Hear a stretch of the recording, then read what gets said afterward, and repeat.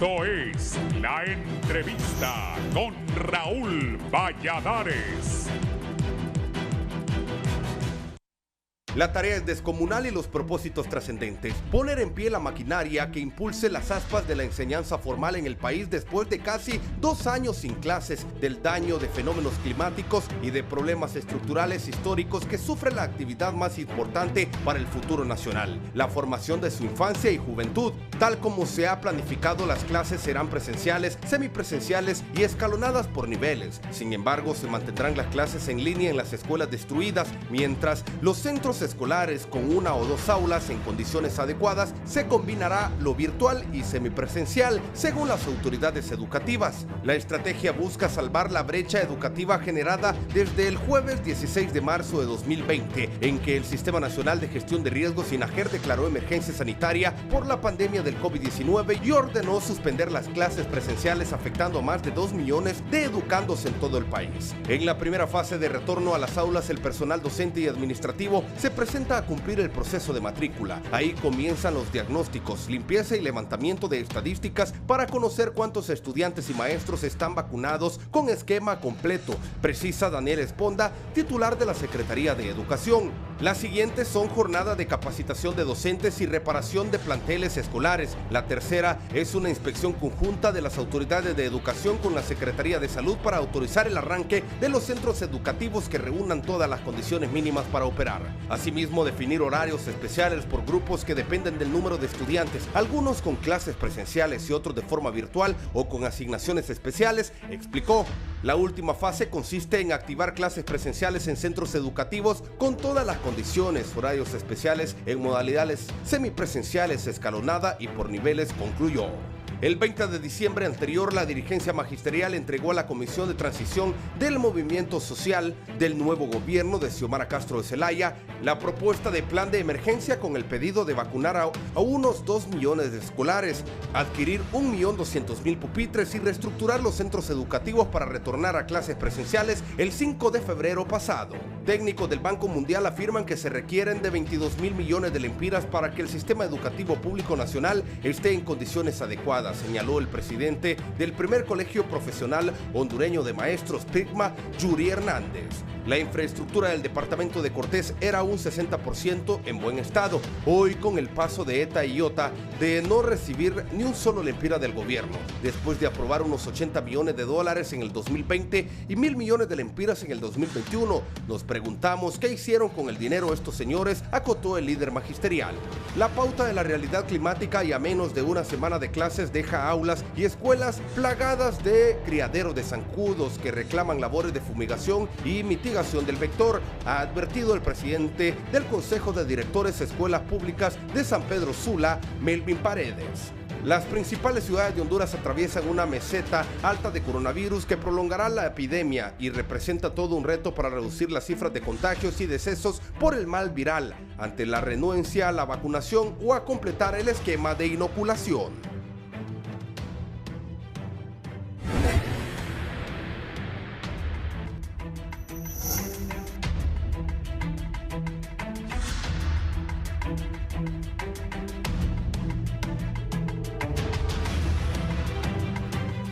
Buenos días, gracias por estar en la entrevista de Canal 11 y Radio Visión Honduras. Padres de familia, por favor pongan atención esta mañana. Tengo conmigo al ministro de Educación Pública, Daniel Esponda. Llevamos 2 años sin que los niños, las niñas y los muchachos reciban clases. Eso es un atraso como de 10 años. Con el profesor Esponda lo hablamos antes de que el hombre fuera ministro. Y ojalá que lleguemos a acuerdos para mejorar la educación y que el país avance. Independientemente que a mí me cae bien Daniel Esponda, ministro de Educación, hoy le voy a preguntar muchas cosas, pero también decía yo que por qué en noviembre o en diciembre no habían esas protestas de maestros. Eso yo no lo entiendo.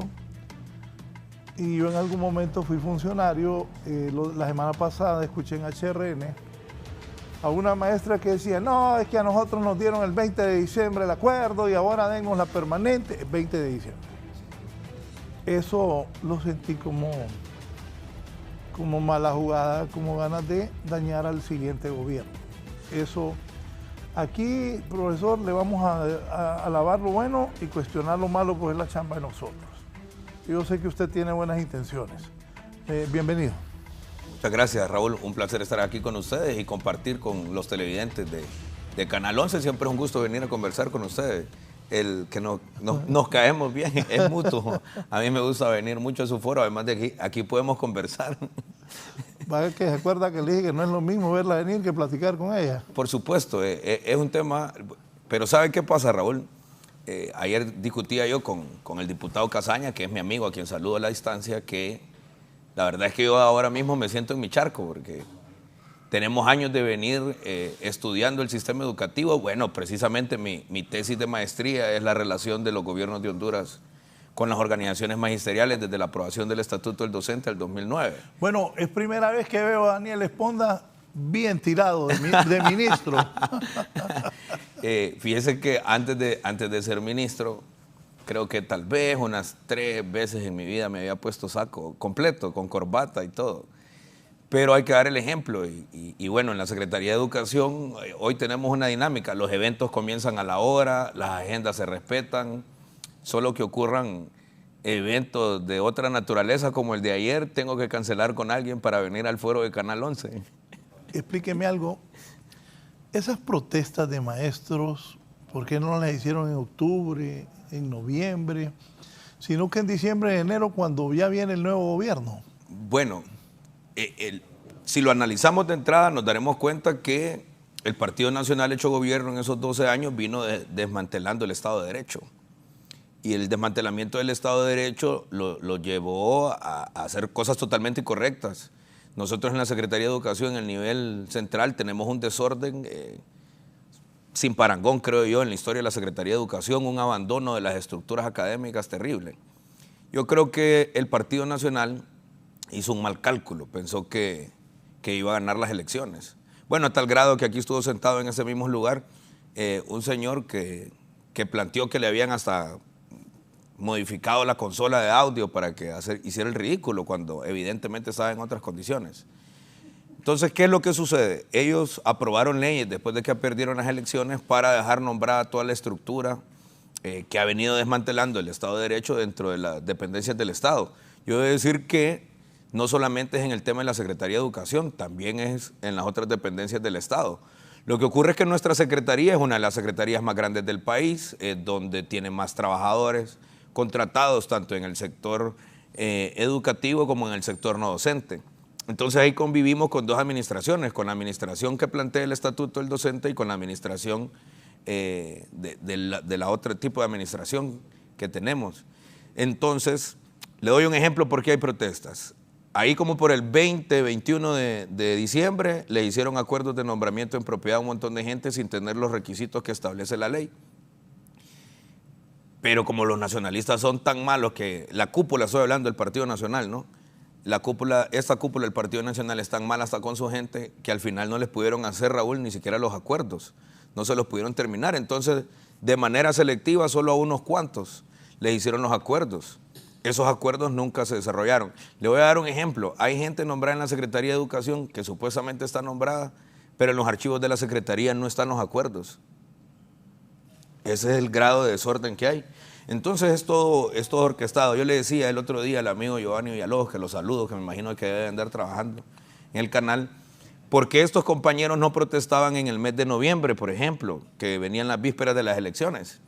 ¿Por qué no protestaban en el mes de diciembre y por qué no protestaron los primeros días de enero? Fíjese en esas tomas que usted me está haciendo. Para llevar esa cantidad de llantas que están ahí, necesita logística, necesita dinero. Esas llantas ya no las regalan, se las venden. Eso por un lado. Y por otro lado, mire la cantidad de gente que está ahí, realmente es poca, Raúl. Y yo converso con los presidentes de las organizaciones magisteriales y les digo, compañeros, ustedes están poniendo recursos para estas protestas y todos los presidentes de las organizaciones lo que me dicen es que no. Entonces la pregunta del millón, Raúl, es ¿quién está poniendo el dinero para este tipo de protestas? Y esta es la otra condición. Fíjese bien la estructura. ¿Quién cree usted está poniendo ese dinero? Bueno, yo creo que un sector de los que ya se fueron. ¿De los nacionalistas? Sí, por supuesto. Y ellos lo que quieren es dañar la imagen de la presidenta. Nosotros, a los compañeros que andan protestando, son nuestros compañeros. Este gobierno es el gobierno de la justicia social. Nosotros no los vamos a ir a reprimir. Nosotros no los vamos a ir a maltratar, no los vamos a ir a gasear. Por ejemplo, a los profesores Proeco, que ahí hay como 2 o 3 grupos de dirigentes, los hemos atendido en casa de gobierno a todos. Hemos conversado con ellos. Mire que ahí pasa una cosa bien simpática, Raúl. El que era el asesor legal de Arnaldo Hueso en la Secretaría de Educación, hoy es el apoderado legal del sindicato de Proeco. O sea, así de descarados son. ¿Me explico? Entonces, ¿cómo es posible que el que era su contraparte patronal hoy sea el representante legal del mismo sindicato? O sea, eso casi que es un chiste, pues. Entonces... ¿Y usted ha platicado con él? A la última reunión que tuvimos con el sindicato, con la directiva del sindicato de los compañeros Proeco, lo llevaron a la reunión y me pasó una cosa bien simpática.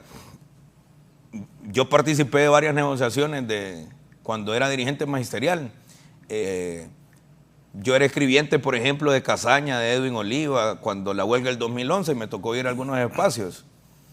Y en la del 2014 también, cuando la represión, cuando Escoto y bueno, la huelga más importante que me tocó enfrentar, que fue la del 2019, cuando la plataforma. Yo nunca había visto que un asesor legal se quisiera poner a negociar con funcionarios de alto nivel, de alto rango. Y entonces, un momento le digo, ¿él es parte del sindicato o es el abogado? Y dice, no, es nuestro asesor. Bueno, entonces que los asesore a ustedes. Pero con quien yo voy a platicar es con ustedes, que son los representantes de los profesores. Así que ordenemos esto. A ese nivel de conspiración quedó el Partido Nacional, de pasar a mí me parece que eso es casi ridículo, de ser el asesor legal del ministro saliente a ser el asesor legal del sindicato. Es decir, pasó de ser el patrono para convertirse en defensor de los trabajadores. Es una cosa absurda. Y ahora miren lo que sucede en la Secretaría de Educación. Nosotros seguimos en la misma cancha. Nosotros veníamos siendo defensores de los profesores y dijo la presidenta Xiomara Castro de Zelaya que esas son las instrucciones que nos ha dado y por eso yo estoy aquí sentado. Y lo dijo fuerte y claro en la toma de posesión. Ministro de Educación, aplique el estatuto del docente. Y ese es el mandato. ¿Y cuál era mi tarea antes de venir a dirigir la Secretaría de Educación? Cuando usted escuchó que la presidenta electa Xiomara Castro dijo, ministro de Educación, aplique el estatuto del docente, ¿cómo lo interpreta? Eso es una orden precisa. Ahora, ¿qué es lo que sucede aquí? ¿Qué era lo que le quería decir antes de contestarle esa pregunta? Mire el equipo directivo de la Secretaría de Educación. El profesor Edwin Oliva es nuestro secretario general de la Secretaría de Educación. Fue presidente en 3 ocasiones del Colprosuma. Edwin es el de la colita, ¿no? No, Edwin es el de la boina, ¿se acuerda de él? Ah, sí, claro. Bueno, usted lo tuvo que conocer porque era de los dirigentes de la huelga del 2006 cuando usted estaba en el gobierno de Mel. Cuando Marlon Brevé. Exactamente. No, era el profesor Pineda Ponce. Ah, sí, Pineda Ponce. Ahí rodó la cabeza de Pineda Ponce. Fue el primer ministro. Sí. Imagínese que Oliva llegó de 31 años a dirigir la organización magisterial más poderosa de América Latina, de Centroamérica y el Caribe, que es el Colprosuma. Y la dirigió en 3 ocasiones. Mi viceministro de Asuntos Administrativos y Financieros, el profesor Jaime Rodríguez, presidente del COPEN en 2 ocasiones. ¿Cómo se llama el de la colita? ¿Qué es Edwin Oliva, es nuestro viceministro de Gobernanza del sistema educativo. Y es que uno gobierna con la gente que uno cree capaz y de confianza. Por supuesto. Y nuestra viceministra de Asuntos Técnicos Pedagógicos es doctora en educación. Fuimos compañeros en el Instituto Técnico Honduras, trabaja en la Universidad Nacional. Es decir, es una joya la compañera y los compañeros. Entonces, mire qué cosa más simpática. Hoy, quienes enfrentamos históricamente a los gobiernos por más de 20 años defendiendo el estatuto del docente, somos los mismos que hoy le estamos defendiendo el estatuto de los profesores. Mire, yo lo molestaba a usted y la última vez que vino, yo ya sabía que iba a ser ministro. Él no me dijo, pero yo ya sabía. Entonces, no, pero yo todavía no sabía, porque a mí la sí. llamada que yo recibí fue el 25 de diciembre. Entonces vino con un plan de gobernanza. Entonces yo le dije al profesor Esponda, ahora ministro, que no era lo mismo verla venir que platicar con ella. ¿Cuál es la situación actual del sistema educativo en Honduras? La situación es terrible. Mire, la mayor parte de los centros educativos en el país están destruidos. El 78% de la infraestructura escolar está destruida.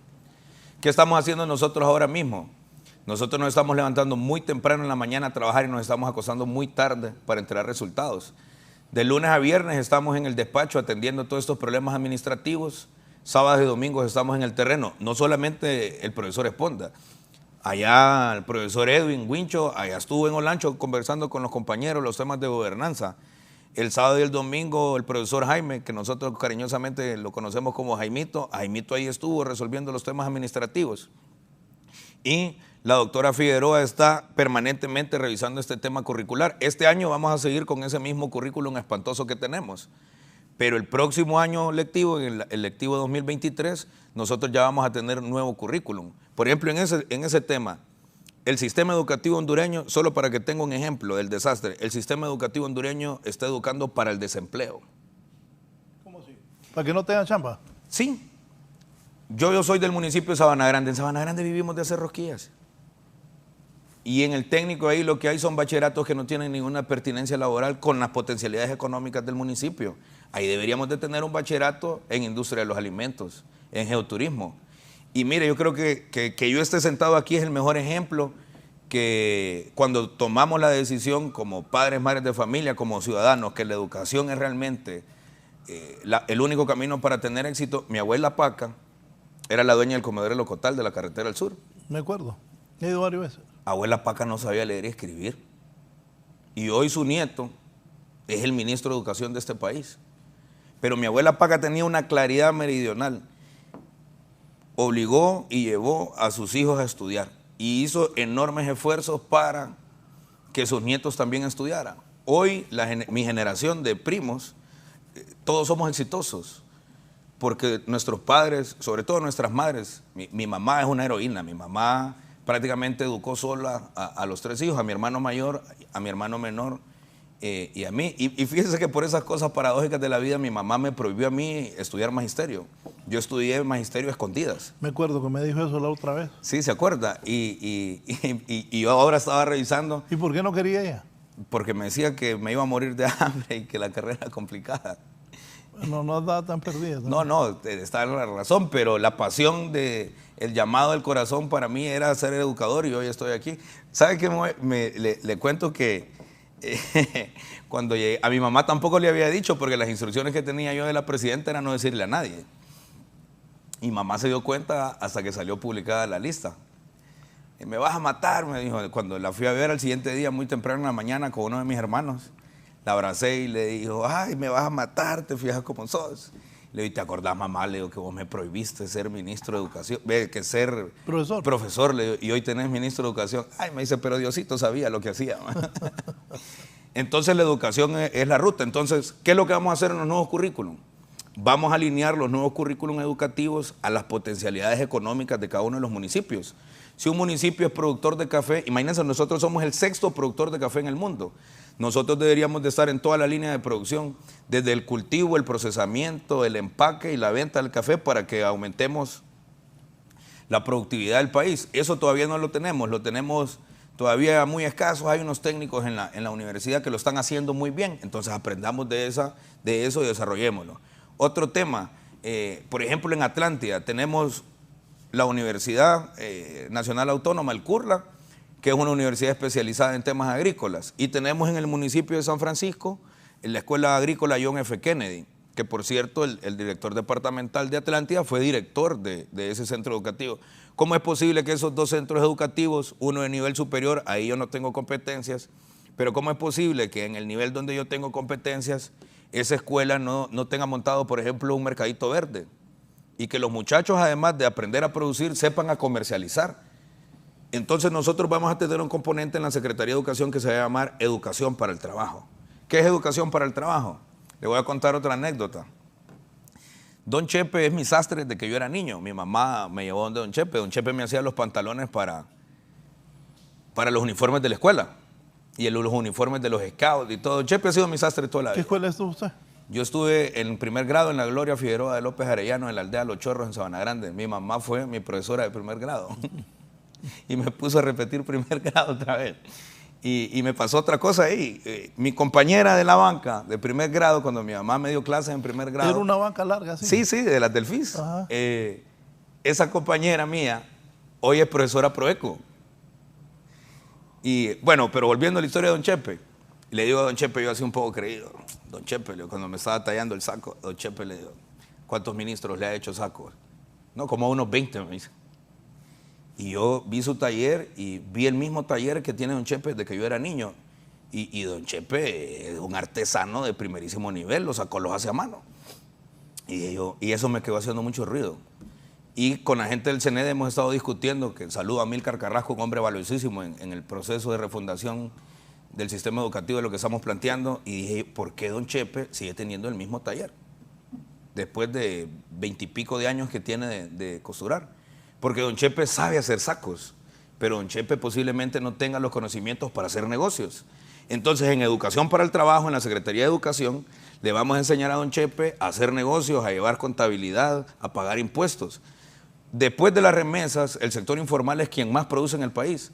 Pero si les enseñamos a hacer negocios, si les enseñamos a llevar contabilidad, don Chepe posiblemente tenga 2 o 3 trabajadores más en su negocio. Él va a aumentar sus ganancias, va a tener mejores productos y las arcas del Estado va a tener más impuestos. Ese es el componente de Educación para el Trabajo. El CNED ya lo está haciendo. Entonces, mire Raúl, nosotros no venimos a inventar el agua caliente. Nosotros lo que venimos es a potenciar las cosas que se han hecho bien, lógicamente cambiar las cosas que se han hecho mal, pero estamos en este tema de la refundación. Es más, lo invito desde ya.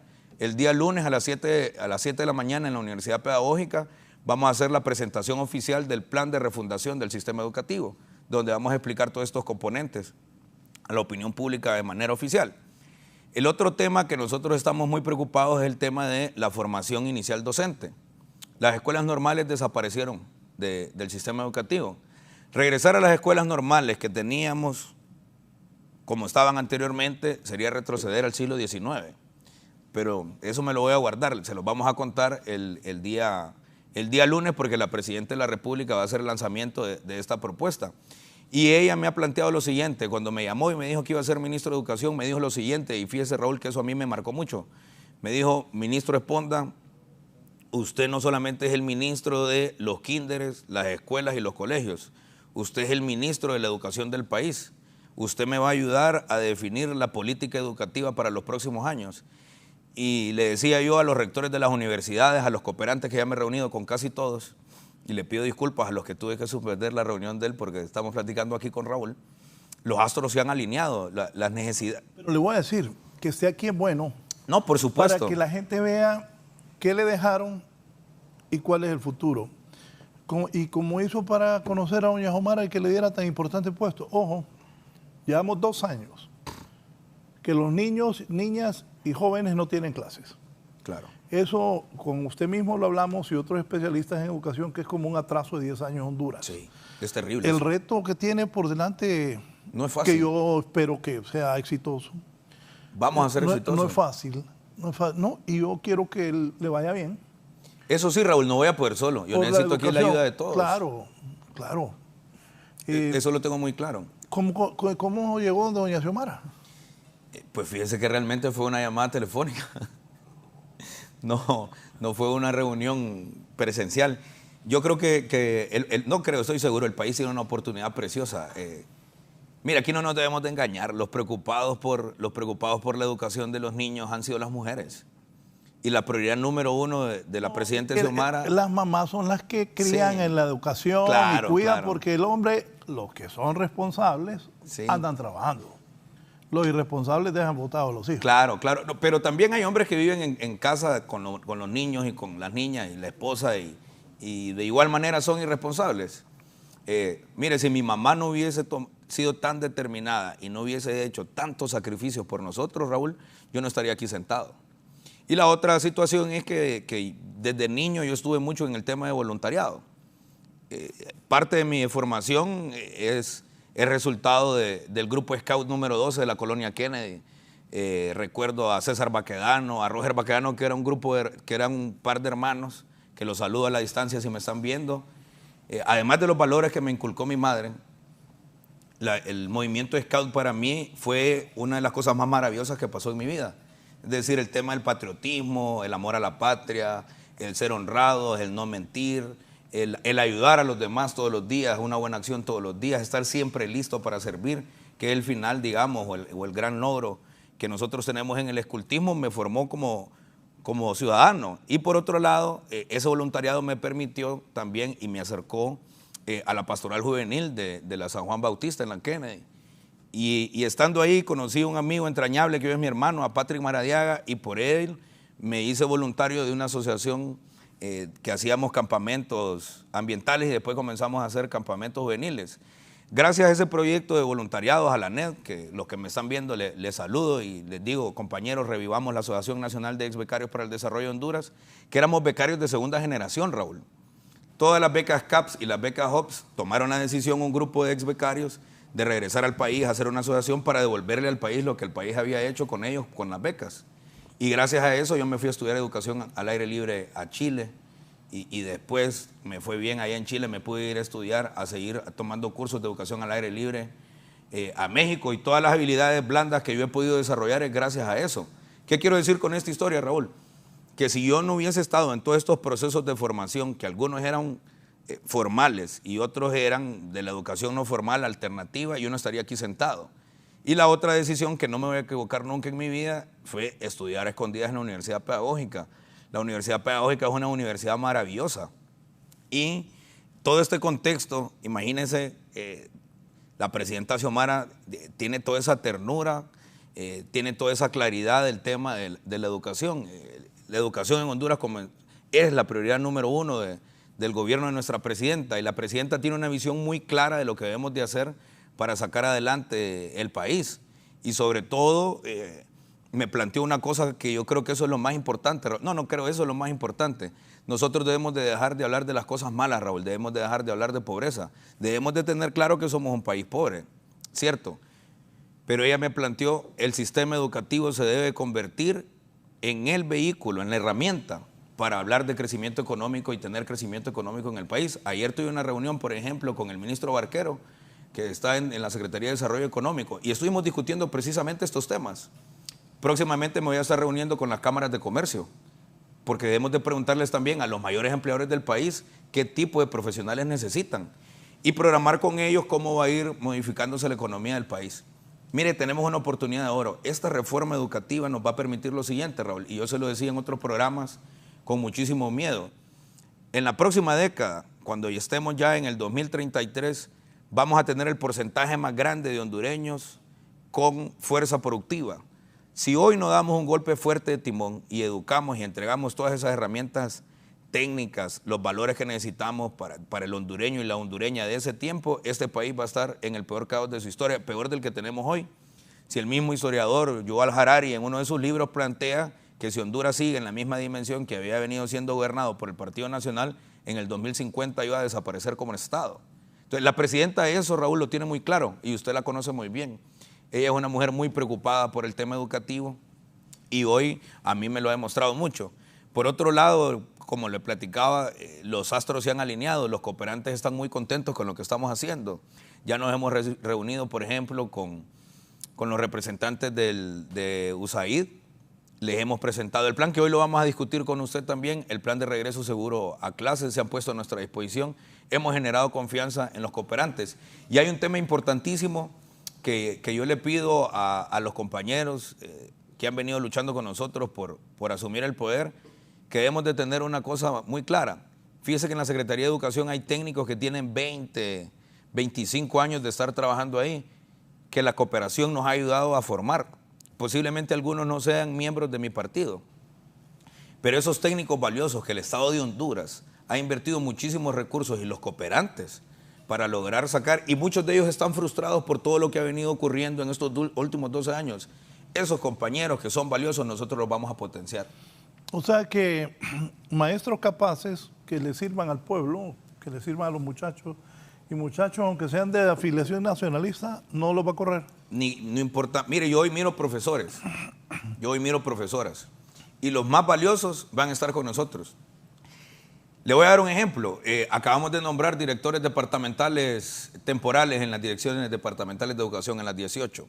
Esos compañeros solo van a estar ahí 2 meses y medio, 3. En el mes de marzo vamos a hacer el concurso.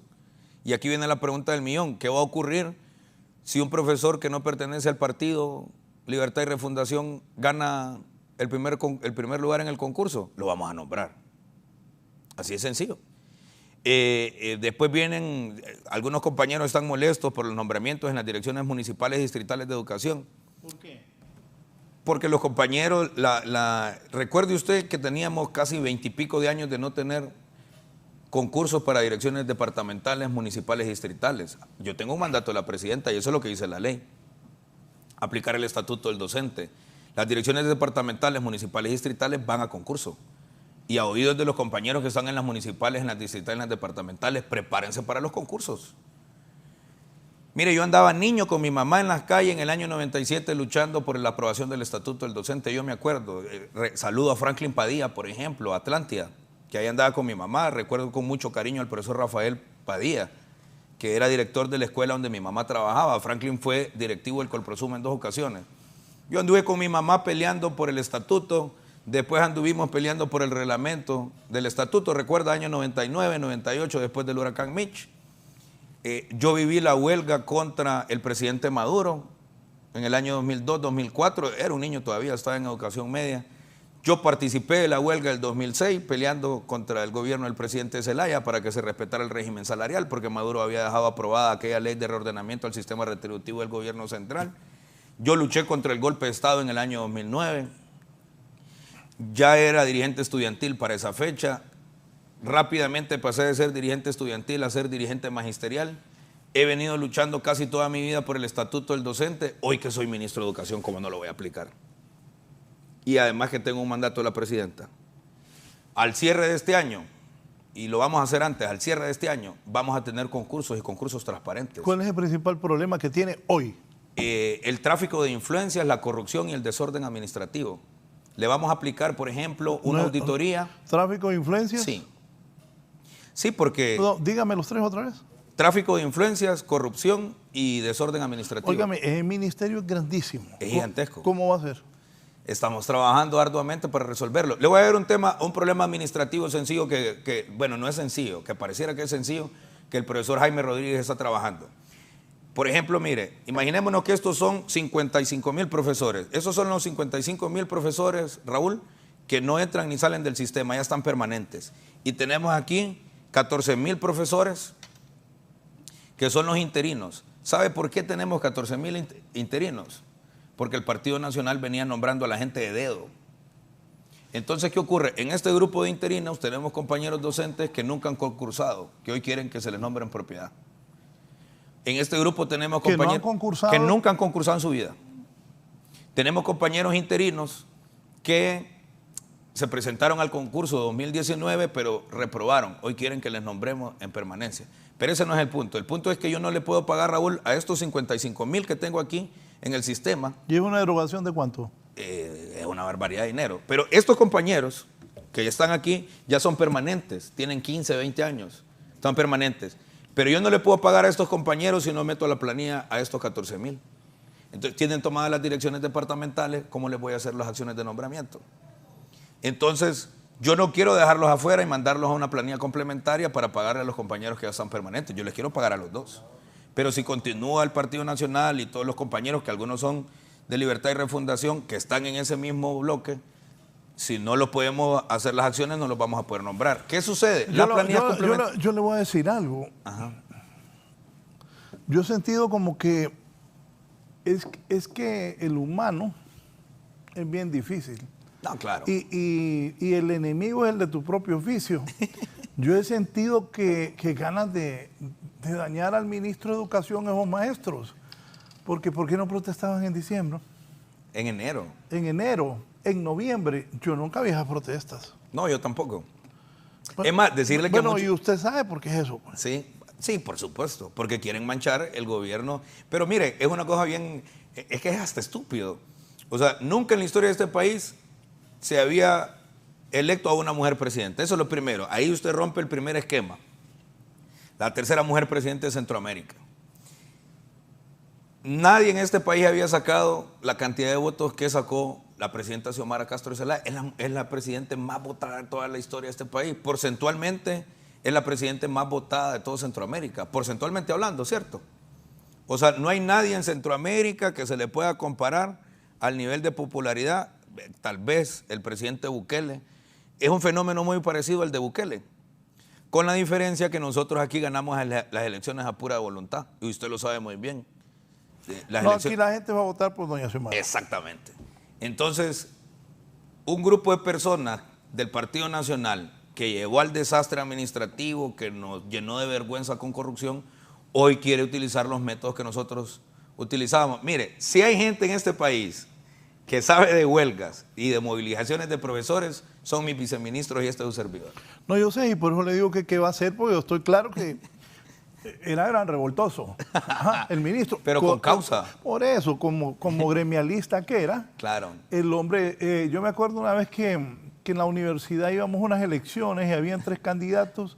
Entonces una tarde se me ocurrió hacer un movimiento y lanzar a Lico Duarte también, todo armé un gran relajo ahí en la universidad. Eso es la parte gremial de uno, pues. Claro. Y usted, por eso le digo, usted conoce las entrañas de educación, lo que piensan los maestros, lo que algunos maestros quieren hacer por el bien y los otros maestros lo que quieren hacer para dañar el sistema educativo. Le voy a recordar una cosa. Cuando nombraron a Arnaldo Hueso ministro de Educación, al ingeniero, usted me preguntó ahí mismo dónde está sentado. ¿Y usted qué piensa? Yo le dije, fíjese que esa, me parece, le digo que no tiene las calificaciones, pero esa es una decisión del presidente de la República, aunque no nos guste. Recuerda, y le dije yo claramente, no soy quien para venirle a decir al presidente de la República a quién nombre. Y yo le dije una cosa, si quieren resolver el problema de la Secretaría de Educación, el equipo que dirige a la Secretaría de Educación tiene que venir de las entrañas. Es más, le hice un ejemplo figurativo. Le dije, la Secretaría de Educación es una bestia. Y si queremos domesticar esa bestia, los que dirigen la Secretaría de Educación tienen que venir de las entrañas de esa bestia. Y fíjese que ese comentario que le hice yo hace casi ya, ¿cuántos? 3 años, se hizo realidad. Solo fíjese quiénes son los viceministros y quiénes son el ministro. Nosotros tenemos estudiada la Secretaría de Educación, tenemos fórmula y sobre todo tenemos el apoyo de la presidenta para resolver estos problemas. Y a mí me ha dado un poco de tristeza ver compañeros, ex directivos magisteriales, que increpan a la presidenta y casi que le reclaman de por qué escogió a este equipo para dirigir la Secretaría de Educación. Abusivos. Sí, me parece a mí hasta una falta de respeto. Sinceramente se lo digo, porque la autoridad más grande que hay en este país y lo que va del siglo es la presidenta Xiomara Castro Zelaya. Y la persona más calificada para gobernarnos en este contexto es la presidenta Xiomara Castro Zelaya. Es que el pueblo le dio un mandato. Por supuesto. Como nunca antes en la historia. Como nunca antes en la historia. Mire, si la presidenta Xiomara personifica hoy desde la silla presidencial a todas esas madres heroínas que nos han sacado adelante. Óigame, yo a mi mamá no le... Bueno, sí le contradecía el tema de estudiar, ser profesor, pero en lo demás no. Para mí mi madre es lo máximo. Mi mamá, además de ser mi mamá, de haber hecho enormes sacrificios por sus hijos, que nos crió prácticamente solos, es mi amiga. Es más, cuando el golpe de Estado, le voy a contar, yo tenía una tradición con mi mamá cuando vivía en la casa de ella. Mientras mis hermanos estaban dormidos los domingos, mi mamá es muy madrugadora y yo le heredé eso también. Y ser temático también. Entonces, los domingos muy temprano en la mañana yo siempre desayunaba con mamá y conversábamos de todo, de lo bueno y de lo malo. Ahí me aconsejaba, me regañaba, nos reíamos mientras en la casa los demás estaban dormidos. Cuando el golpe de Estado escuchamos una avioneta. Yo con ese ejemplo doy clases de historia de Honduras. Escuchamos las avionetas y me dijo mi mamá, golpe de Estado. Dijo, ay mamá, le digo, golpe de Estado, siglo XXI. Y veníamos discutiendo eso desde la semana antes del golpe.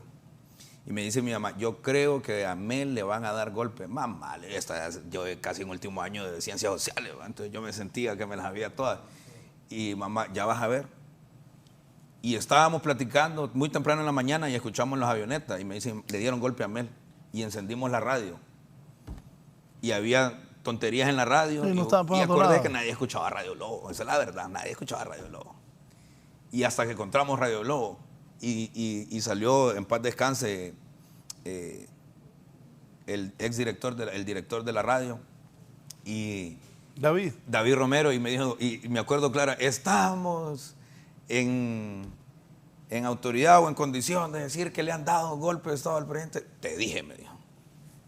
Entonces, cuando doy esa clase de historia, la historia nos sirve para conocer el pasado, interpretar el presente y poder predecir el futuro. Mi madre tiene esa capacidad.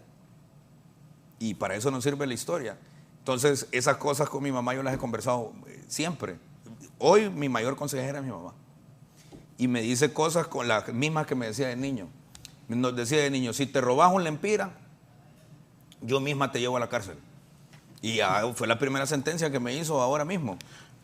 Entonces, nosotros estamos tratando en esta etapa de generar certidumbre. Entonces, este tema de los pagos que le doy, Raúl, nosotros tenemos misión de pagar a tiempo. Yo le pido un poco de paciencia a los compañeros. Hoy es el día número 13 que tengo de estar sentado, incluyendo los fines de semana, estar sentado en la Secretaría de Educación. Garantía que nosotros vamos a pagar a tiempo. Aquel día que lo vi con aquel montón de maestros, ¿qué arregló? Con los compañeros Proeco, Ajá. les vamos a nombrar en propiedad, ya estamos haciendo los análisis para darles un reajuste salarial escalonado de este año, el próximo y el siguiente año. El presidente de la Haya me decía que él la estaba gestionando en finanzas y los maestros también deben saber que no es fácil. El presidente de la Haya me lo comentó, mira Raúl, he estado buscando un dinero para los maestros Proeco y no es fácil. No. Mire, el nivel de endeudamiento que tiene el país es prácticamente 2 veces, para que los compañeros maestros estén claros, es prácticamente 2 veces los recursos del INPREMA. Todo, Raúl. La deuda del país, para que la entiendan claramente mis compañeros maestros, es prácticamente 2 veces todo lo que tiene el INPREMA, en efectivo y en activos. Esa es la deuda que nos dejaron. Bien, voy a ir a una pausa. Más adelante le pregunto cómo se va a volver a clases en Honduras, qué zonas del país son viables para las clases presenciales, el apoyo de la Secretaría de Salud y las municipalidades. Se puede confirmar en los protocolos de bioseguridad en las aulas. También me acuerdo que un domingo hablé con el ministro Esponda y me dijo que andaba allá en la costa. Hay muchas escuelas destruidas. Sí. Voy a preguntarle también al ministro Esponda qué piensa de esos 110 millones de dólares que increíblemente pasaron del INPREMA al aeropuerto de Palmerola, cuando se decía que el inversor iba a ser el concesionario, y ahora nos damos cuenta, dicho por Hugo Noé Pino, que quien ha invertido más en ese aeropuerto de Palmerola es el gobierno, y le sacaron 110 millones de dólares Al INPREMA. al INPREMA, más dinero que los hospitales móviles. Muchísimo más dinero que los hospitales móviles, Raúl. Bien, aquí Esa fue la última gran cachurecada en el INPREMA. No, pero 24, 26 creo que fue. Pero si ahí hay dolo o algo, que todo el peso de la ley caiga sobre esas personas, porque un país tan pobre como nosotros no se pueden hacer esas cosas. No deben ser y deben ser castigadas. Bien, aquí me dicen del jardín de niños. Hay que aprovechar que está el ministro Esponda por aquí. Este jardín de niños Enrique Aguilar Paz, atrás de UNICE, me dice. Tenemos una grave situación, un problema en la institución. Me imagino que el ministro, con lo que lo estoy escuchando, qué bien que no quiere corrupción. Hay que hacer algo, son 48 años que tiene el jardín y no es justo que se pueda por una persona que no tiene los requisitos para estar ahí. No tenemos matrículas por la directora porque ella es el problema. Mándeme los datos para ahora mismo. Es el jardín doctor Enrique Aguilar Paz, atrás de INICE. Me imagino que el ministro, que bien que está hablando con honestidad, le va a interesar. Tenemos una directora que llegó en el año 2015, ella no tiene los requisitos para dicho puesto, llegó por cuello, y desde que entró al jardín nos ha querido mover a todos los maestros de más de 20 años. Ella no hace nada para que las cosas funcionen de la mejor manera. Hemos ido a pedir ayuda al distrito número 4, los cuales se han hecho de la vista y oídos sordos. Nos fuimos a la departamental y no hemos tenido respuesta. Bueno, sería hablar con el señor ministro para que revise el currículum de esta señora. A ella ya la han sacado de otras instituciones. Espero me comprenda todo lo que hemos pasado, por eso muchas cosas no caminan y son cachurecos. Una pausa.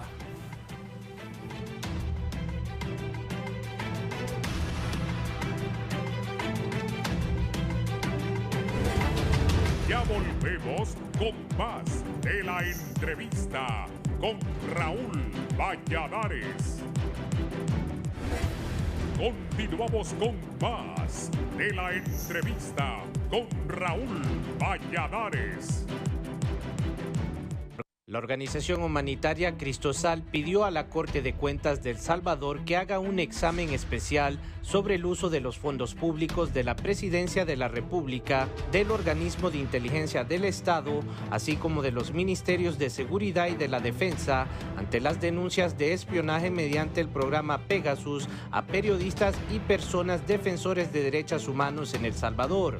Interponemos denuncia por presuntas irregularidades en manejos de fondos públicos para actividades de interferencia e intervención ilegal de las comunicaciones, señaló Cristosal, y añadió que los hechos denunciados están relacionados con la presunta utilización de fondos públicos para contratar los servicios del programa que permite la vigilancia remota de teléfonos inteligentes y acceso a los datos personales de ciudadanos sin su consentimiento o autorización.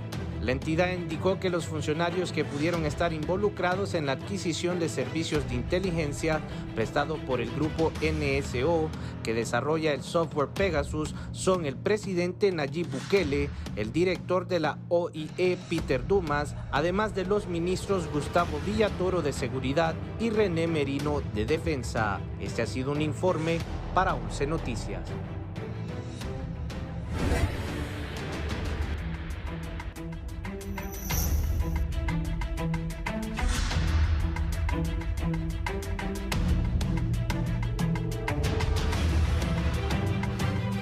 Antes de hablar del inicio de las clases, cuándo se va a volver a clases, voy a leer rápidamente. Quiero pedir disculpas, no puedo leer todo lo que la gente me está escribiendo.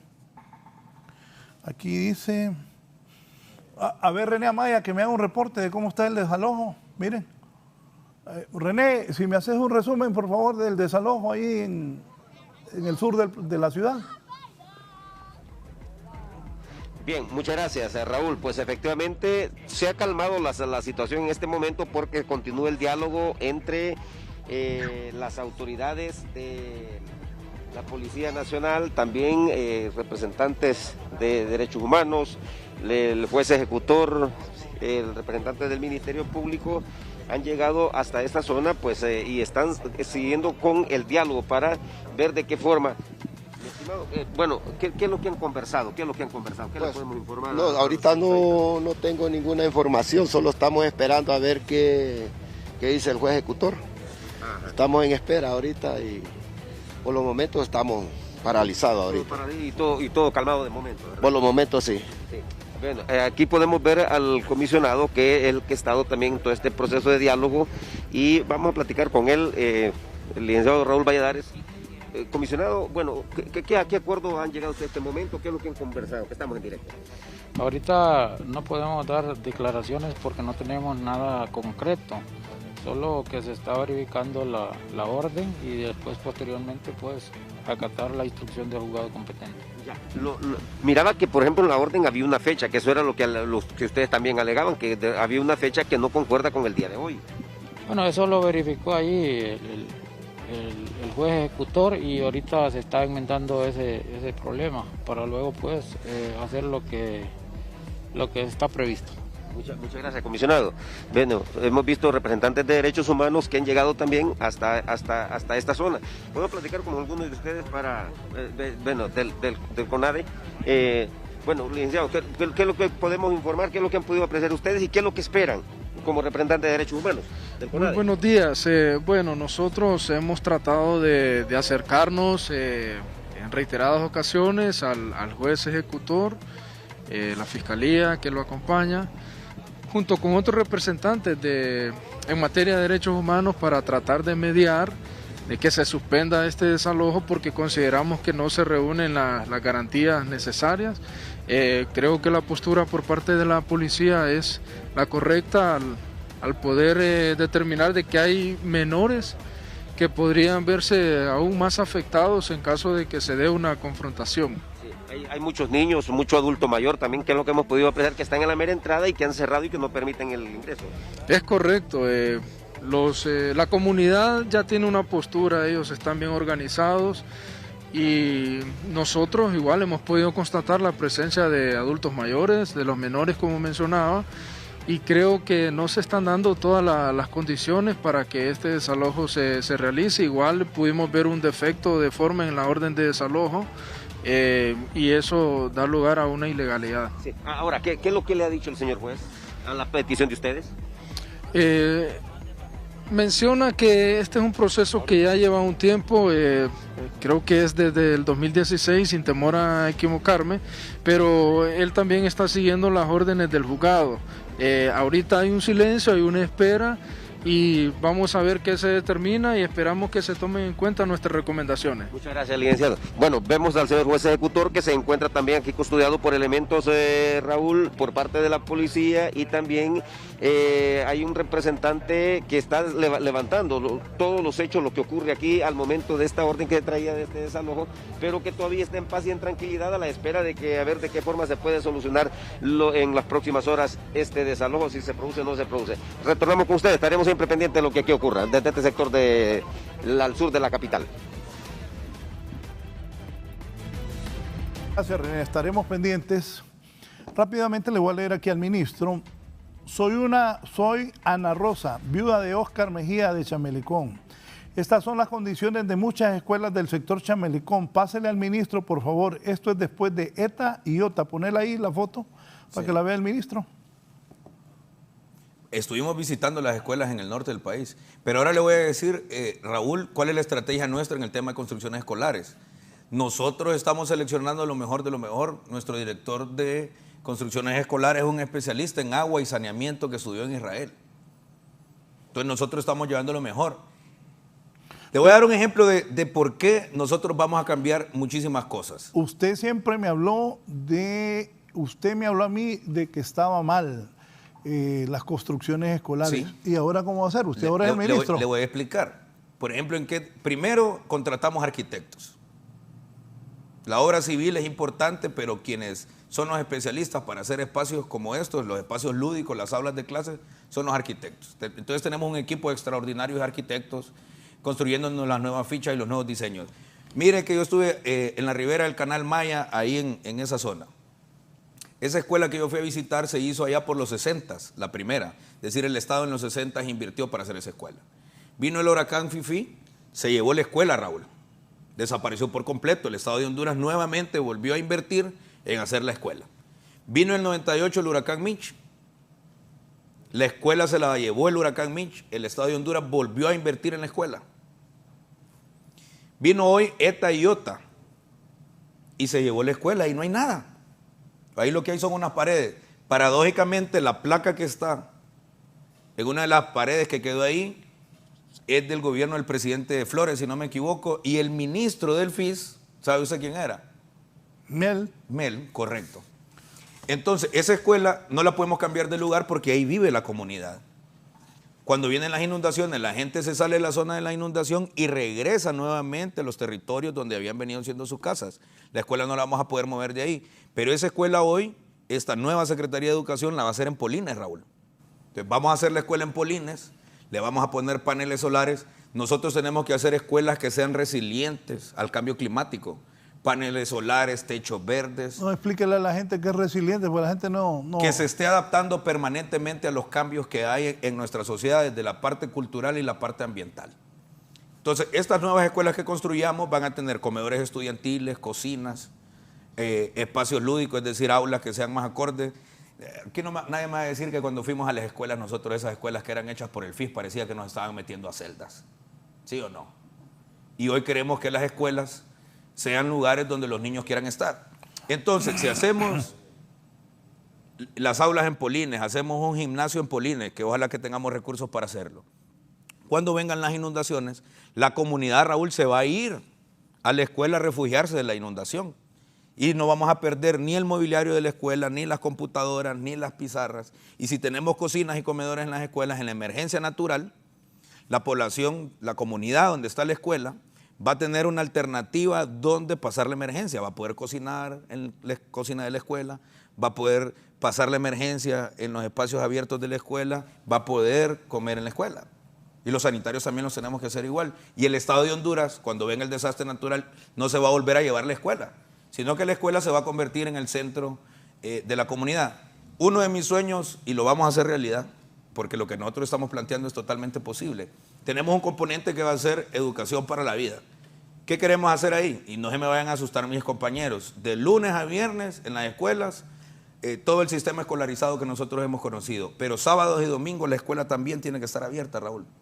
Presidente Zelaya, cuando usted era parte del gobierno, fue declarado Honduras libre de analfabetismo.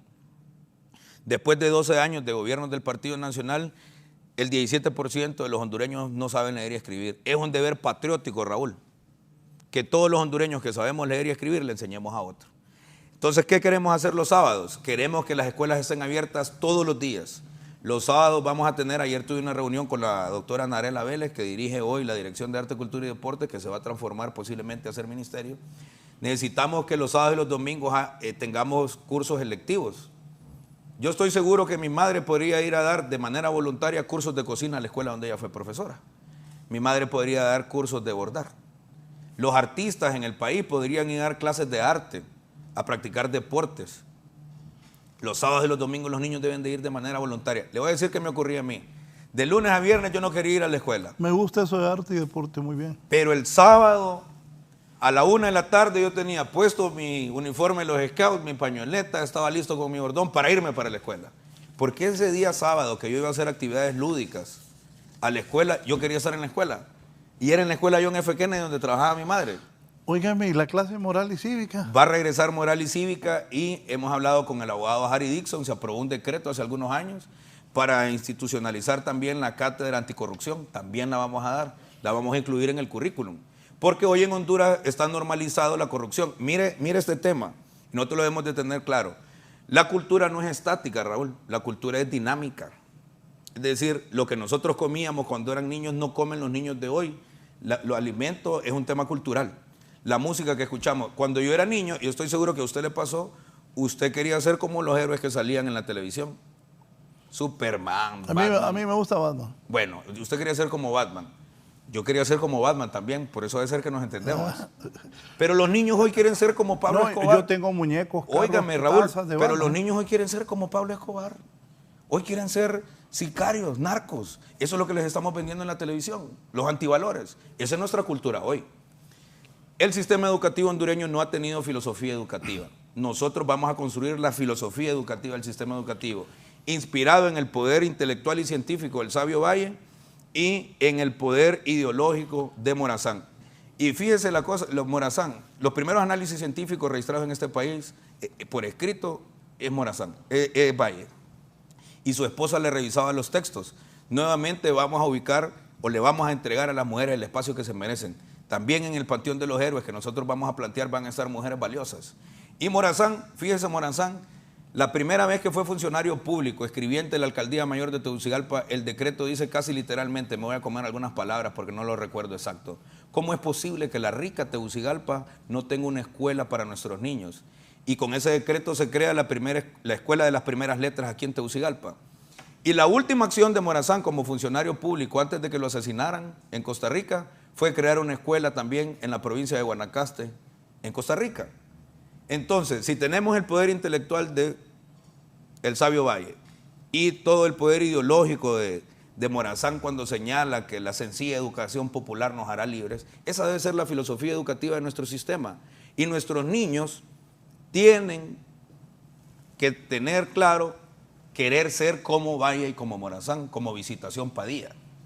Y tenemos que reescribir la historia. Por ejemplo, nosotros tenemos como el más grande héroe de la resistencia contra la invasión española al Empira, pero allá en el Valle del Aguán teníamos a Mazatlán, a Sicumba, y estos caciques que enfrentaron a los españoles de entrada eran tan importantes que algunos de ellos lucharon por más de una década contra los españoles. Mire, eran tan importantes los mayas que ya estaban en el posclásico en el Valle de Sula, que los mayas yucatecos mandaron 50 piraguas desde Yucatán para fortalecer los ejércitos mayas que estaban luchando contra los españoles aquí en el Valle de Sula cuando los vinieron a invadir. A mí eso no me lo contaron en la escuela.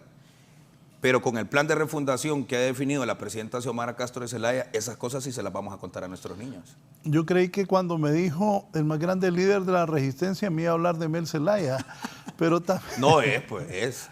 Pero también hay una foto que me ha gustado mucho, el otro día lo platicaba con Zoe, que está doña Xiomara, que le hizo un techito a Irene.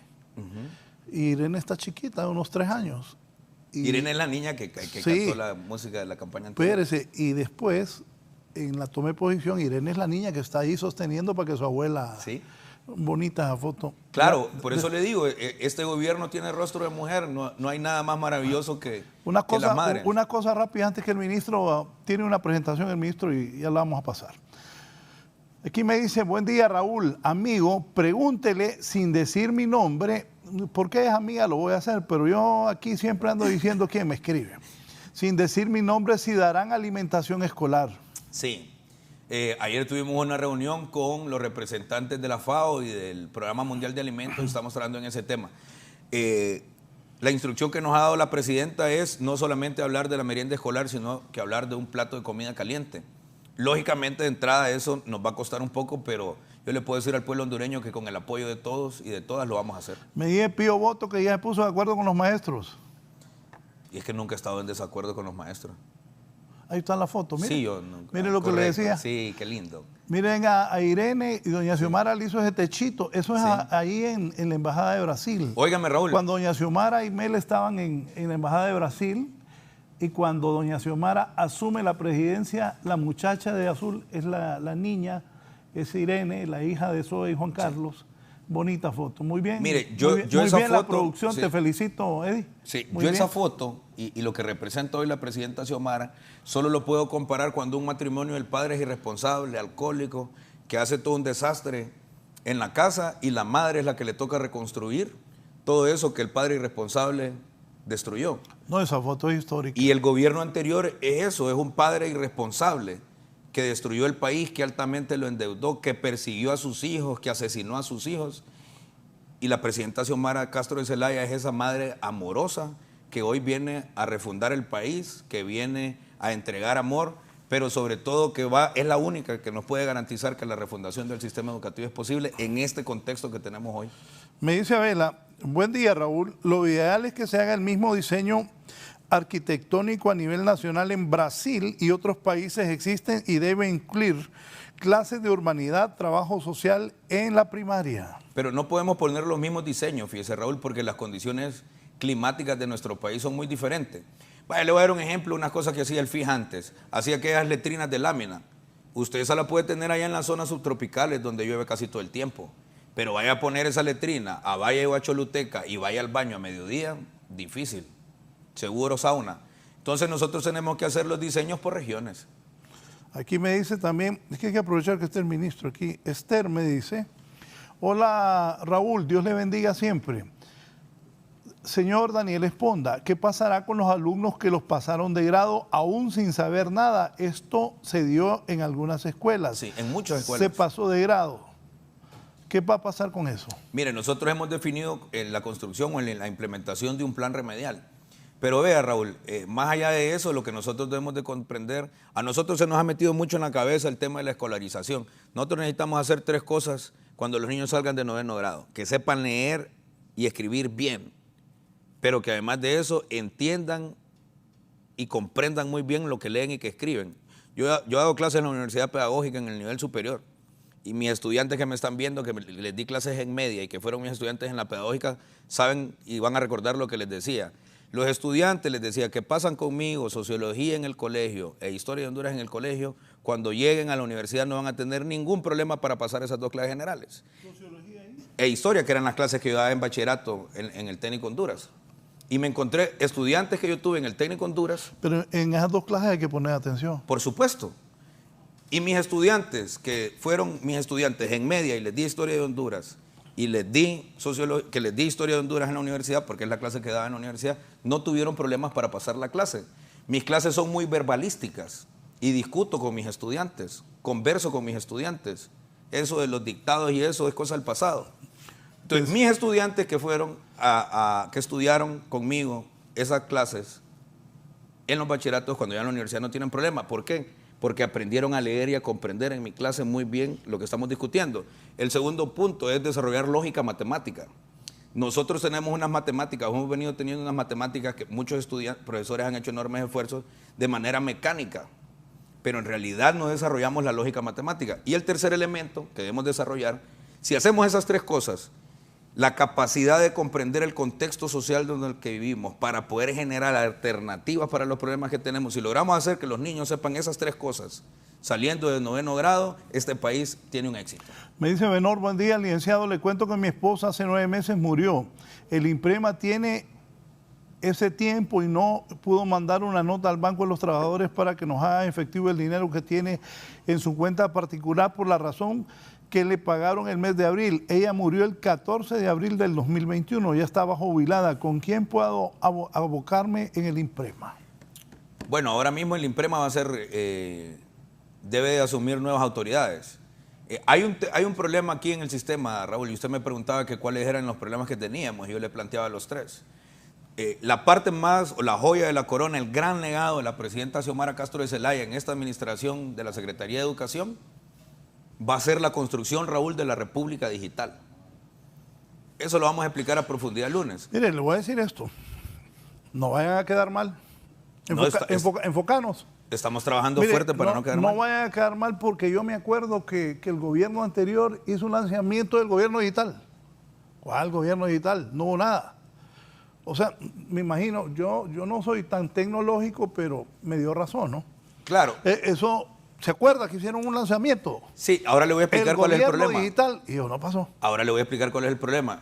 Y cosas que a nosotros como ciudadanos nos deben de preocupar mucho. ¿Sabe usted que la Secretaría de Educación no tiene data center?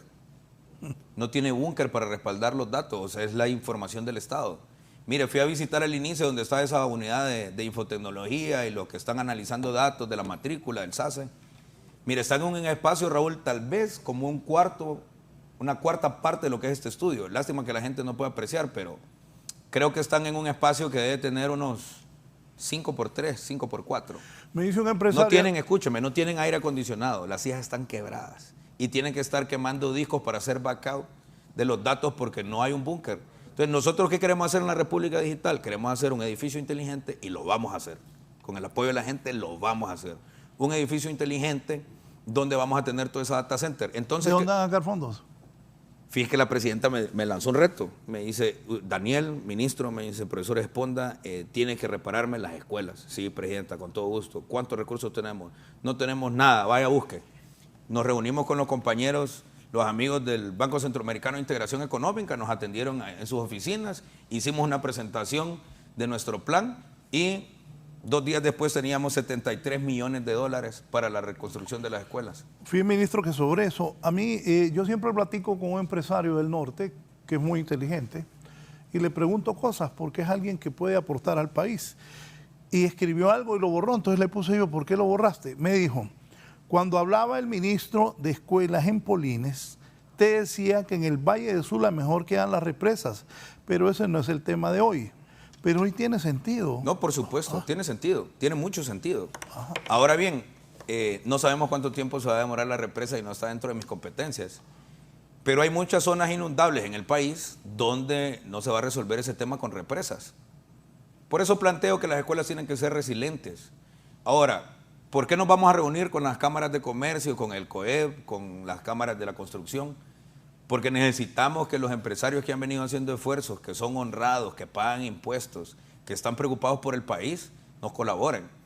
El lunes que lancemos el plan de refundación del sistema educativo, se va a dar cuenta usted, Raúl, que tenemos pensado estrategias para todo el pueblo hondureño, desde el más humilde hasta el que tiene más dinero. Y en ese sentido, le digo al pueblo hondureño, la presidenta Xiomara Castro de Zelaya está muy clara que nosotros solos en el gobierno no vamos a poder. Y que necesitamos que todos nos acompañen y nos ayuden en este enorme esfuerzo. Nosotros ya no tenemos tiempo, como decía nuestra compañera Berta Cáceres, que era mi amiga, que la extraño mucho y que lamentablemente la asesinaron, los que ya se fueron. Ya no tenemos tiempo, Raúl. Mire, nosotros, y le quiero decir algo a mis compañeros, a mis amigos, no sé si lo podemos enfocar. Este teléfono es el mismo teléfono que yo compré en el año, cuando yo tenía 16 años, no recuerdo en qué año fue. No es que no les quiera contestar. Vea, tengo 2.982 mensajes. Yo estoy trabajando fuertemente con los cooperantes, resolviendo temas administrativos, buscando dinero para solventar el desastre que tenemos en el sistema educativo. Y yo entiendo a mis amigos, a mis compañeros, a los compañeros de los colectivos. Que ahí voy a estar con usted. Es que esa chamba de ser funcionario público es complicado. No, es súper complicada. Y no le puedes contestar a 3.000 personas que te hablan a diario. Ojo. Mire, yo recibo 500 y pico de llamadas en el día. Y no se le puede dar chamba a todos tampoco. Por supuesto. Pero fíjense que tenemos ese segmento de educación para el trabajo. Buen provecho. Bienvenido a su realidad de funcionario. Oiga. Entonces no es que le quiera, compañeros, no es que no les quiera contestar. Es mi teléfono de siempre. Y cuando fui dirigente magisterial, mi teléfono era público. Y hoy es más público aún. Entonces... Mire, lo que pasa es que Mel no duerme. Sí, Mel no duerme. Mel no duerme No. y Mel a la 1 de la mañana le está respondiendo a toda la gente. Pero a la 1 de la mañana. Claro. Es complicado. Pero hemos estado, bueno, mírenme cómo estoy.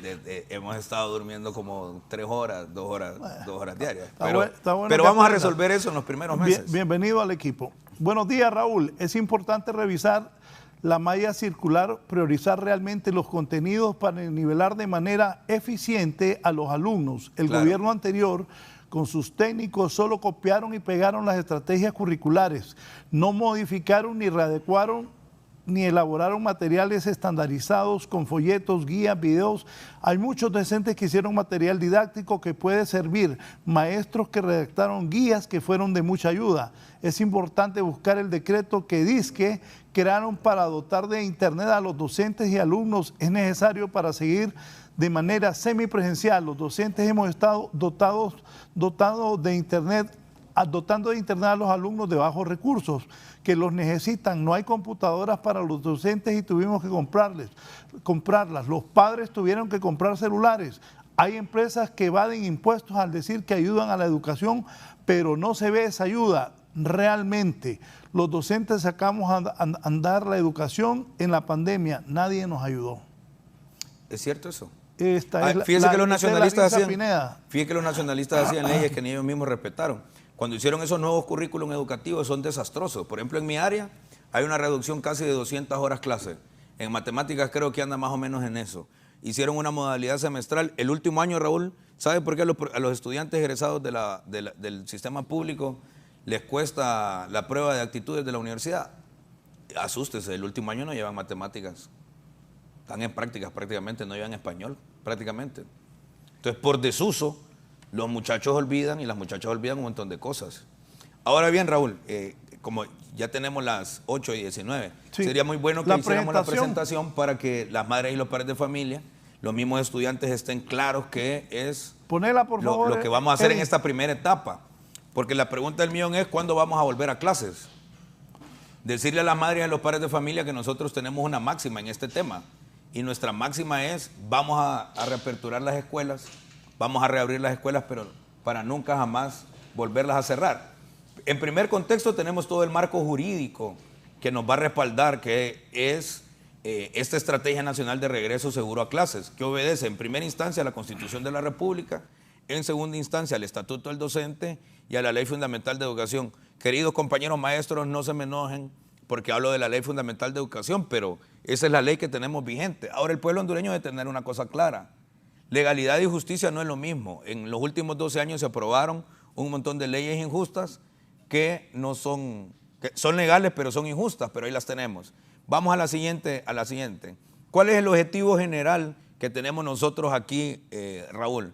Primero es facilitar el proceso de regreso seguro a clases de las niñas y de los niños, adolescentes y adultos a las modalidades presenciales. Y ahí tenemos las 3 modalidades: presencial, semipresencial, desde el nivel prebásico a media, es decir, desde los primeros niveles, previniendo y asegurando en la medida de lo posible la conservación de la salud física, emocional en toda la comunidad educativa. Ese objetivo que nosotros tenemos ahí lo debemos de tener claro. Fíjese, Raúl, que en el sistema educativo nacional no tenemos contratado ni un tan solo psicólogo en el sector público, ni un psicólogo. Y no solamente es un tema de regresar a clases. Nuestros niños ya no recuerdan mucho cómo eran los salones de clases, o algunos nunca fueron a un salón de clases por la pandemia. Debemos de darles un apoyo psicoemocional a estos niños para que regresen con ganas a las escuelas. Han estado encerrados prácticamente 2 años en las escuelas. La siguiente. Entre los objetivos que nosotros tenemos específicos, asegurar ambientes saludables en el entorno escolar mediante la vacunación de los educandos. Ese tema es importantísimo porque aquí viene el tema de la matrícula. Miren, y decirle a todos las madres de familia, es prohibido que les cobren dinero para matricular, es prohibido. Por favor, háganos las denuncias de quiénes están cobrando, si los directores o las directoras están cobrando. Compañeros directores de centro, no le cobren a las madres y a los padres de familia por matricular a sus hijos. Y además de eso, si les hace falta documentación que se ha venido pidiendo por traición, como la tarjeta de salud, como la partida de nacimiento, tampoco es impedimento para matricular a los niños. Vamos a tener un tiempo prudencial, ustedes saben cuál es ese tiempo prudencial, para que puedan subsanar esos temas. Hasta calificaciones del grado anterior. ¿Por qué es importante que matriculemos a todos los niños del país? Porque vamos a pasar ese dato a la Secretaría de Salud, y la Secretaría de Salud, en una estrategia conjunta con nosotros, va a llegar a vacunar a las escuelas. Niño y niña que se quede sin matrícula es niño que no vamos a tener en el sistema y nos van a hacer falta esas vacunas, Raúl. Entonces necesitamos matricularlos a todos y a todas. Acompañar el proceso de regreso seguro a clases con acciones de atención psicosocial a la comunidad educativa. Y fíjese bien, Raúl, no solamente es a los niños y a las niñas, es a nuestros compañeros docentes. Tenemos compañeros docentes que perdieron todo su núcleo familiar por el COVID. Esos compañeros van a necesitar apoyo psicosocial para regresar. El otro elemento es contextualizar y priorizar los procesos de enseñanza-aprendizaje en función de las condiciones actuales para el logro de las competencias básicas del nivel o del grado correspondiente. Ahí es donde viene el tema del plan remedial y también identificar las estrategias que vamos a tener para que los estudiantes logren llegar a las competencias básicas para avanzar al siguiente nivel. ¿Eso va a costar? Por supuesto que va a costar. ¿Los profesores y las profesoras van a tener que hacer esfuerzos? Por supuesto que van a tener que hacer esfuerzos. Pero las madres y los padres de familia también, porque son los que han venido ayudándonos. Hoy en carne propia los padres y las madres de familia han vivido lo que nosotros vivimos en el día a día en el salón de clase. La tercera es lograr la estabilidad del sistema educativo con condiciones fundamentales para avanzar en los procesos de refundación del sistema educativo. Si no logramos estabilizar la Secretaría de Educación, que ha tenido 20 años de estar en crisis, que se han agudizado en los últimos 12, si no logramos estabilizar lo administrativo, que esa es la primera gran tarea en la que estamos, no vamos a poder desarrollar el plan de refundación del sistema educativo. Decirle a las madres y a los padres de familia, a nuestros estudiantes y al pueblo hondureño en general que solos no vamos a poder, pero necesitamos de su apoyo. Hoy los que dirigimos la Secretaría de Educación es un equipo de altísimo nivel que tenemos claro cuáles son los problemas, pero sobre todo tenemos claras las soluciones. Pero si no nos dejan avanzar y nos diluimos en temas estériles y caemos en la estrategia del Partido Nacional de estar administrando las crisis que ellos generan, no vamos a lograr avanzar y los que más van a perder son las niñas. Vamos al siguiente. A la siguiente. Ok, estos son los principios rectores de la estrategia de regreso seguro a clases. Solo le iba a decir... Sí. Los que hagan estrategias del Partido Nacional para afectar la educación, sencillo, hay que denunciarlos con nombre y apellido. Eso hay que hacer. Por supuesto, y la inteligencia del Estado ya está trabajando en ese contexto. Primer elemento, la vacunación. Educandos y docentes así, en el mismo... Ahí me separaste un poco el televisor, no puedo leer hasta allá. Yo creo que yo ocupo anteojos. En el tema de saneamiento de los centros educativos. Entonces... ¿cuáles son las condiciones sine qua non para que podamos regresar de manera semipresencial o presencial? La vacunación de la comunidad educativa, es decir, los niños y las niñas, los jóvenes, los profesores y las profesoras, y que tengamos todas las condiciones de saneamiento. ¿Por qué queremos construir la República Digital y por qué la vamos a construir, Raúl? Por ejemplo, el director de centro, tengo un aparato de esto, va a tener un usuario de director de centro. Nos va a poder decir en tiempo real cuántos sanitarios tiene, pero también cuántos están en buenos estados. Y el director de construcciones escolares va a tener la data en tiempo real de cuánto dinero necesita y a dónde debe priorizar para reparar. En este momento estamos trabajando con los técnicos, el que nos llevaba todo el tema de infotecnología, se me escapa ahora mismo el apellido del ingeniero, es un hombre valiosísimo, tiene 15 años de estar en la Secretaría de Educación. Esta semana nos va a entregar una aplicación o un link para que todos los directores de centro nos digan cómo está el tema de agua y saneamiento, y construcciones escolares puede definir. El otro tema es la inclusión y la equidad, es decir, la escuela debe ser un espacio abierto para todas y para todos, con toda la diversidad que tenemos, y a partir de la escuela construir democracia. Ese es el elemento súper importante. La participación ciudadana. No va a ser el ministro Esponda, el profesor Esponda, quien le va a decir, vaya, regresen a clases a empellones. No. En ese principio, la ciudadanía en coordinación con las instituciones y con todos los elementos del Estado vamos a tomar la decisión entre todos con un lineamiento muy sencillo. Vamos a utilizar el sistema de semáforos. ¿Qué es lo que vamos a utilizar? Si la escuela está en rojo, no la podemos reaperturar, no la podemos reabrir. Si está en amarillo es que nos hacen falta algunos condicionantes, pero ya estamos cerquita de abrir la escuela. Y si estamos en verde, regresamos a la escuela. Pero ¿quién decide? La participación ciudadana. Madres de familia, padres de familia, técnicos de la Secretaría de Educación, técnicos de la Secretaría de Educación, y todos somos responsables. Ministro, ¿cuándo empiezan las clases? Ya empezaron, las clases ya empezaron. ¿En todo el país? La gente es lo que está preguntando. Yo entiendo esa pregunta, los profesores creo que tenemos esa habilidad de poder razonar las preguntas. Lo que la gente nos está preguntando es cuándo regresan de manera presencial, cuando tengamos esas condiciones. Es que mire, entonces, ¿qué va a suceder, Raúl? Algunas escuelas van a estar ya de manera presencial. Ministro, que la gente humilde, y he venido repitiendo eso por meses, la gente humilde no tiene un teléfono de estos. Fíjese que el 97% de la población tiene teléfonos inteligentes. Sí, pues no es tan fácil. Mira. ¿Sabe qué es lo que no y tenemos? La internet también. Ese es el problema, la conectividad. ¿Qué es lo que nosotros estamos trabajando ahora mismo? Miren, estos primeros 100 días, y deben de comprendernos, nadie construye una casa en un día. ¿Qué es lo que nosotros vamos a hacer? Ya tenemos comunicaciones con el embajador de la República Oriental del Uruguay. Los uruguayos han manejado muy bien ese tema. Aquí en la Secretaría no queremos inventar el agua caliente. Aquí vamos a hacer las cosas que se han hecho bien, las vamos a apoyar. Y lo que le ha funcionado a pueblos hermanos también lo vamos a apoyar. En estos primeros 100 días, Raúl, el gran objetivo es tener el prototipo de plataforma virtual, es decir, hacer los primeros ejercicios. ¿Cuál es el sueño? Y lo vamos a lograr con el apoyo de la presidenta Xiomara y del pueblo hondureño. Que al finalizar este año tengamos ese edificio inteligente y que tengamos la plataforma de la Secretaría de Educación de acceso libre y gratuito. Si los uruguayos pudieron, nosotros también podemos, Raúl. Lo que necesitamos es que, y eso está ocurriendo, que los funcionarios no se roben los recursos, que los recursos no terminen en consultorías estériles y sobre todo, Raúl, que terminen esos recursos para la población meta. Mire, uno de los éxitos de la Asociación Nacional de Ex Becarios para el Desarrollo de Honduras, donde yo fui voluntario, el 75% de la inversión y un poco más, a veces el 80%, terminaba en la población meta. En gastos administrativos se iba a veces el 20% y máximo el 25%, eso queremos hacer nosotros. Pero quiero terminar la presentación, tal vez nos ayuden los compañeros, porque esa es la incertidumbre. ¿Qué debemos de generar? La legalidad, la solidaridad y la empatía. ¿Qué es la empatía? Es ponerme en los zapatos de los demás. Eso debe ser un aspecto fundamental. Posiblemente Raúl Valladares y el ministro Esponda tengan una casa cómoda, tengan internet, tengan telefonía de punta. Pero yo le voy a preguntar a Raúl Valladares, ¿usted estudió en la escuela pública? No, la verdad yo estudié en el San José y en el San Miguel. ¿Desde la primaria? En el Guillén, sí. Pero en su comunidad debe de haber una escuela pública. Conozco un montón de gente. Ok, entonces usted nos debe de ayudar. Bueno, yo voy a votar al Agustín Alonso siempre allá en el Manchén. ¿Quién nos va a ayudar en Agustín Alonso del Manchén? Se lo pregunto ya aquí, directo, ¿en qué nos va a ayudar? ¿En qué quiere? En lo que usted nos puede ayudar. ¿En qué nos va a ayudar? Pues en lo que pueda lo hago con gusto. Ahí está, eso es lo que necesitamos hacer, que la gente de la comunidad nos ayude en ese tema. El otro tema es la comunicación efectiva. Mire que tenemos un técnico de altísimo nivel, yo me siento muy orgulloso de él, el profesor Ilich Valladares. Es profesor de artes, es músico, venía siendo productor de Telebásica, es decir, conoce todo ese tema de comunicación desde la Secretaría de Educación. Hoy es nuestro director de Comunicaciones, Estrategia y Gobierno Digital.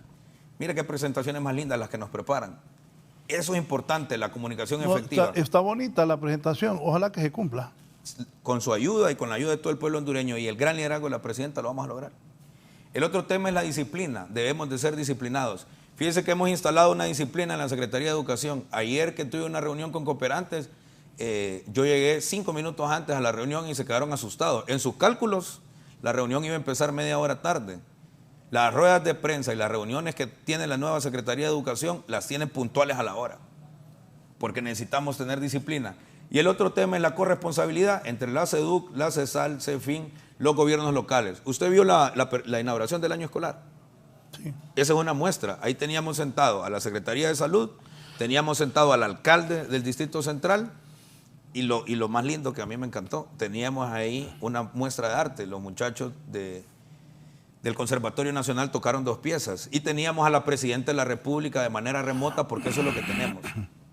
Y el otro tema que debemos de tener permanentemente, la mejora continua de la calidad educativa. A mí me decía Jeff Landau, que fue rector de de Zamorano y que ha sido uno de mis mentores. Decía, no puede ser que todos los días cometamos los mismos errores, pero si cometemos errores nuevos todos los días vamos a aprender y vamos a mejorar. En los centros educativos, en este nuevo sistema educativo, debemos de estar claros que debemos de mejorar todos los días. ¿Cuáles son las etapas de la implementación? Dentro de la estrategia tenemos consideradas 6 etapas de implementación. La primera, Raúl, es la preparación y la organización. Estamos en esa etapa. Identificar, por ejemplo, la matrícula y saber en qué condiciones están nuestros compañeros docentes. La segunda etapa es el diagnóstico del estado situacional de los centros educativos. Nos referimos a vacunación, nos referimos a condiciones hidrosanitarias y nos referimos a toda esa parte psicosocial. La tercera etapa es la programación y organización de la reapertura de los centros educativos. ¿A qué nos referimos ahí?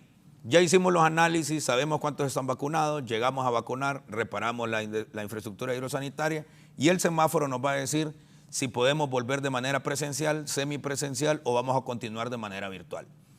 Programación académica y capacitación docente. Debemos de volver a la formación permanente de los docentes bajo esta lógica de la pandemia y la conectividad a internet. Los estudiantes también.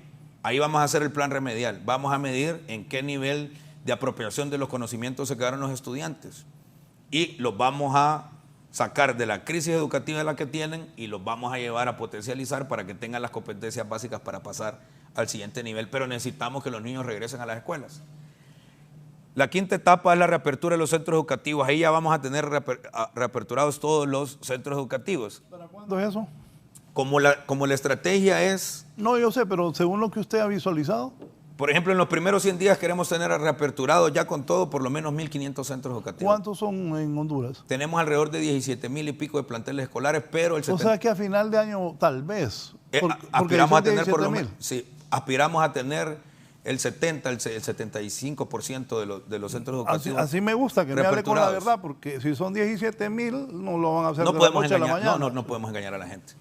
Y el último, pero ahora este es el tema, Raúl. Si tenemos prototipo de plataforma digital, si traemos libros de texto, si capacitamos a nuestros docentes, vamos a tener una atención desde casa también. Y el último elemento, que eso es permanente en el sistema educativo, es la evaluación, el monitoreo y el control. ¿Qué debemos de tener? Por ejemplo, tenemos a los técnicos trabajando, diciéndonos, aquí recibió el profesor Esponda de la Secretaría de Educación. Yo ya le entregué el primer informe de gestión a la Presidente. Y cada mes vamos a estar entregando un informe y les vamos a decir, cuando termine mi gestión, aquí dejamos el sistema educativo. Pero lo más importante, lo que nosotros queremos hacer, que son las instrucciones de la Presidenta, es háganos un plan en el tiempo. Ahí tenemos el PESE, que hay que adoptarlo. No vamos a votar el PESE solo porque no lo hizo nuestro gobierno. El PESE tiene cosas valiosísimas. Lo que vamos a hacer es readecuarlo, pero como tenemos un plan de refundación, el nuevo ministro, la nueva ministra de Educación va a tener toda una estrategia para poderlo desarrollar. Y esta es la parte una de la preparación y la organización. Mire, el consenso intergubernamental con todos los actores que van a estar ahí. Estamos hablando no solamente de la educación formal, también estamos hablando de la educación no formal. La conformación de los comités locales para la estrategia de los comités de bioseguridad en cada centro educativo. ¿Por qué decíamos disciplina, Raúl? Mire, nosotros, como ya aprendimos a convivir con la pandemia, aunque se nos estén muriendo los amigos y los vecinos y los compañeros, en el centro educativo no nos podemos relajar ni un minuto. Los niños tienen que andar con mascarillas, los niños tienen que tener todas las condiciones. Yo no sé si usted vio un video que colgamos, si la producción lo tiene, un video que colgamos de la visita que hicimos el domingo en Tatumbla. Está colgado en la página de Facebook de la Secretaría de Educación. Fuimos a visitar la escuela y las madres de familia se dieron cuenta que íbamos a llegar porque ahí se fundó una fundación, valga la redundancia, que nos va a ayudar, se llama Bendecidos para Bendecir, que nos acompañaron algunos amigos y llegaron los niños y yo me sentí muy alegre porque me recordó cuando yo hacía campamentos juveniles con niños y con niñas. Ese tema de la disciplina y de los comités de bioseguridad deben de ser súper disciplinados. Porque si cometemos un error, vamos a contagiar a algún niño o los niños nos van a contagiar a los docentes y vamos a tener que cerrar las escuelas. Y nuestra política para ese tema es reabrir las escuelas para nunca jamás volverlas a cerrar. La colaboración con los gremios magisteriales, con las organizaciones magisteriales, con las alcaldías y con las organizaciones no gubernamentales y la cooperación internacional.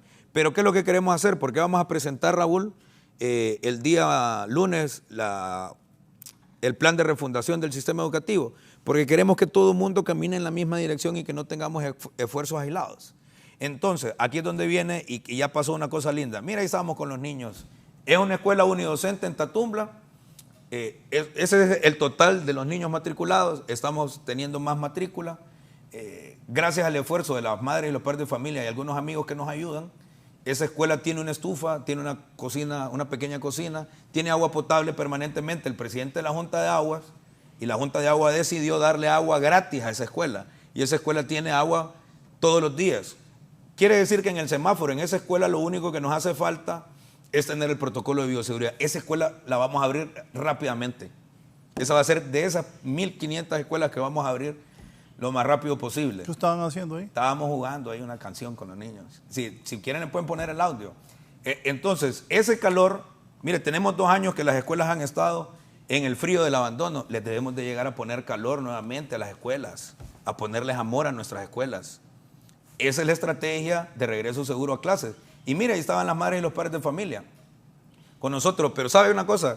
Digo casi padres por estribillo, pero ahí las que estaban eran las mujeres de la comunidad. Claro. Quienes tienen esa escuela así. ¿Dónde era?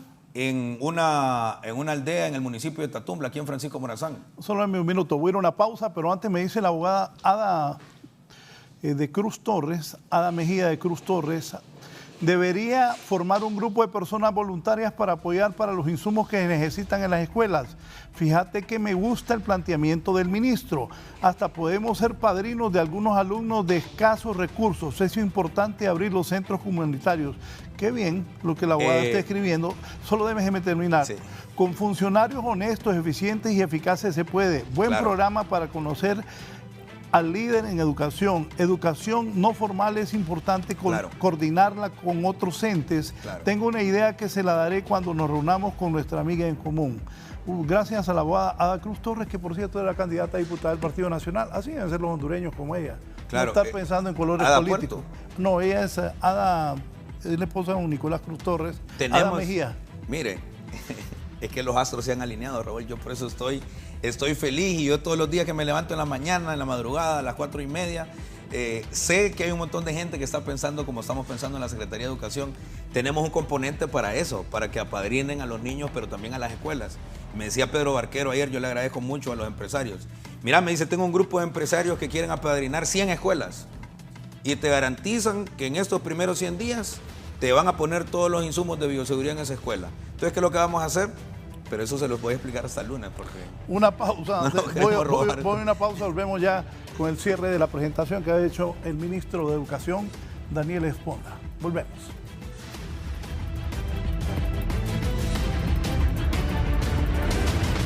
Ya volvemos con más de la entrevista con Raúl Valladares. Continuamos con más de la entrevista con Raúl Valladares.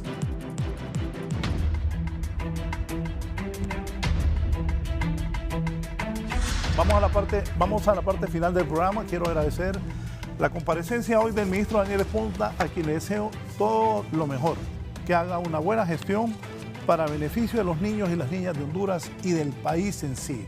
Perdimos 2 años de clases, que son casi 10 años, de acuerdo a lo que me han explicado, de atraso. Pero él es maestro, le deseo la mejor de las suertes, también le señalaremos los errores y vamos a destacarle los logros.